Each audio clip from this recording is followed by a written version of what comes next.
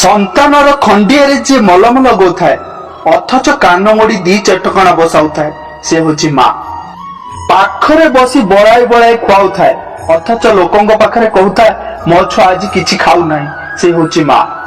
ବାପାଙ୍କ ଆଗରେ ଆଜି ତୋର ଖାଇବା ବନ୍ଦ ବୋଲି ଯିଏ ଜୋରରେ କହିଦିଏ କିନ୍ତୁ ବାପାଙ୍କ ଅଗୋଚରରେ ଲୁହ ଆଖିରେ ତୁମ ପାଇଁ ରୁଟି ସେକୁଥାଏ ସେ ହେଉଛି ମା।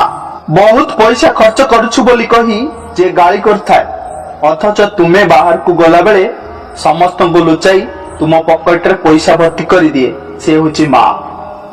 ଝିଅ ପିଲାଙ୍କ ସହ ଯିଏ ମିଶିବାକୁ ମନା କରେ କିନ୍ତୁ ତୁମ ଝିଅ ସାଙ୍ଗଙ୍କ ବିଷୟରେ ଭଲ ମନ୍ଦ ତୁମ ଅଲକ୍ଷ୍ୟରେ ପଚାରିଥାଏ ସେ ହେଉଛି ମା।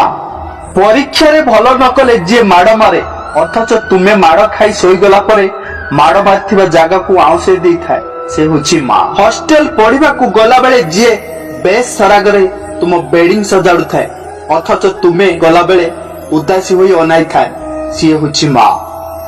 ସେ ଫୋନ କଲେ ତୁମେ ବିରକ୍ତ ହୁଅ ଅଥଚ ତୁମ ଫୋନକୁ ଯିଏ ଚାତକ ପରି ଚାହିଁ ବସିଥାଏ ସେ ହେଉଛି ମା।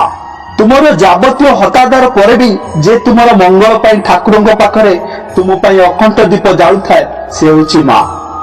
ବାପା ଆଉ ମା ଗୋଟିଏ ମୁଦ୍ରାର ଦୁଇଟି ପାର୍ଶ୍ୱ ପରି ଜଣେ ଦେହ ହେଲେ